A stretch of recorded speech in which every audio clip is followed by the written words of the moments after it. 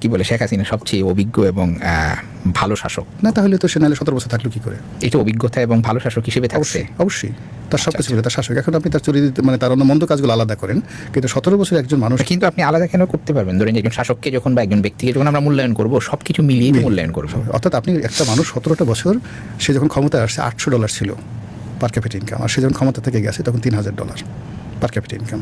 Globally আমাদের এটাই তো এটার ধরেন যে পাল্টা যুক্তি আছে, সেটা হচ্ছে ধরেন যে আমরা যেভাবে মানে এই অর্থনীতির এই জিনিসটা ব্যাখ্যা করি, ধরেন যে 3000 যে বলছি, এখানে আপনার টাকাও আছে, আমার টাকাও আছে, রিক্সাওয়ালার টাকাও আছে, কিন্তু এটা শেখ হাসিনা তো এটা একটা ঘোষণা। জিডিপি যেটা হয় এটা ওয়ার্ল্ড ব্যাংক IMF থেকে ইন্টারন্যাশনাল স্বীকৃত।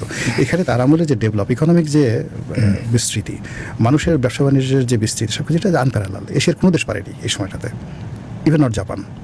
আসলে এই জিনিসগুলো হয়তো এগুলো যদি আমরা অস্বীকার করি, এটা আনগ্রেটফুল নেশন। সে এই হত্যা করছে, খুন করছে, তার যত মন্দ কাজ আছে, আই ডু এগ্রি, তার যে ভালো কাজ, তার যে এটা একটু কন্ট্রাডিক্টরি হচ্ছে না? মানে আপনার মানে স্টেটমেন্ট দিয়ে আপনি মানে নিজেকে কন্ট্রাডিক্টরি করছেন এই অর্থে যে ধরেন যে আপনি বলছেন যে এই শাসন শোষণমূলক, নিপীড়নমূলক ছিল, আবার বললেন সবচেয়ে ভালো শাসক।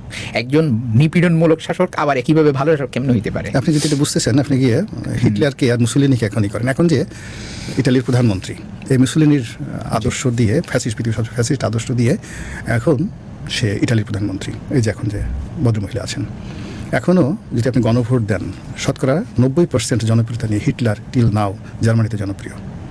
ইভেন ভারতে মহাত্মা গান্ধীর চাইতে হিটলার জনপ্রিয়।